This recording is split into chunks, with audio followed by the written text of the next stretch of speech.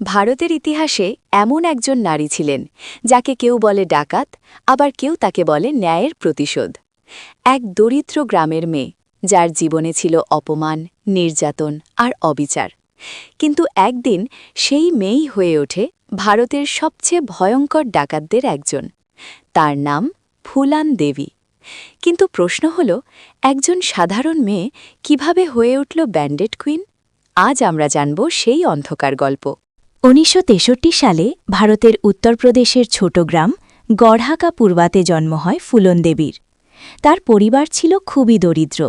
তাদের ছিল অল্প কিছু জমি, আর সেই জমি নিয়ে গ্রামের প্রভাবশালী লোকদের সাথে প্রায়ই ঝামেলা হতো। ছোটবেলা থেকেই ফুলন দেবী ছিল খুব সাহসী। যখন অন্যায় দেখত তখন চুপ করে থাকত না।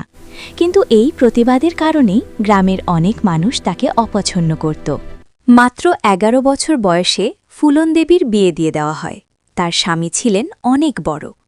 বিয়ের পরই শুরু হয় তার জীবনের সবচেয়ে কঠিন অধ্যায়। প্রতিদিন তাকে মারধর করা হতো, অপমান করা হতো।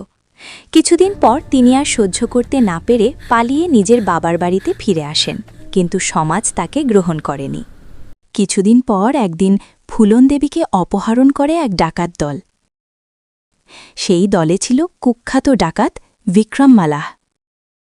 প্রথমে তার জীবন আরও বিপদে পড়ে, কিন্তু বিক্রম মালাহ তাকে রক্ষা করেন। তিনি ফুলন দেবীকে সম্মান দেন এবং তাকে অস্ত্র চালানো শেখান। ধীরে ধীরে ফুলন দেবী ডাকাত দলের অংশ হয়ে ওঠেন।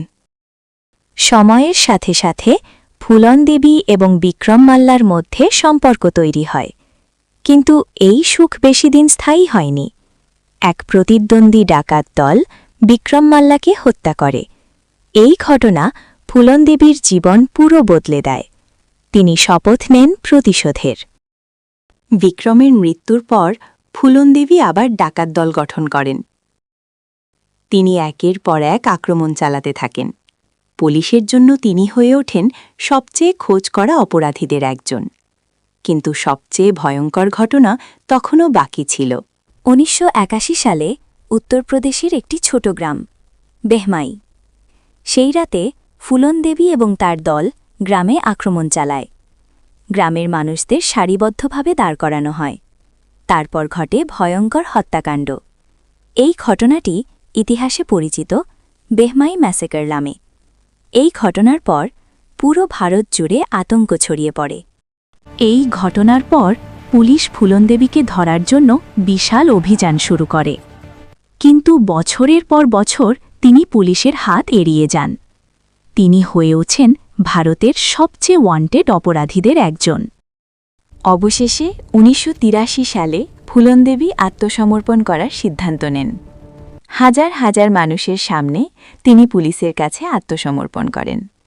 এই আত্মসমর্পণ ভারতের ইতিহাসে একটি বড় ঘটনা ছিল। তিনি প্রায় ১১ বছর জেলে কাটান। অনেক মামলার বিচার তখনও শেষ হয়নি। ১৯৯৪ সালে সরকার তাকে মুক্তি দেয়। জেল থেকে বের হওয়ার পর তার জীবন আবার বদলে যায়। তিনি রাজনীতিতে যোগ দেন এবং নির্বাচনে জয়ী হয়ে ভারতের সংসদের সদস্য হন। তিনি নির্বাচিত হন লোকসভার সদস্য হিসেবে।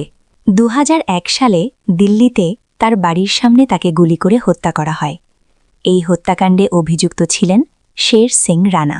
ডাকাত নাকি প্রতিশোধের প্রতীক, নাকি ভাগ্যের শিকার?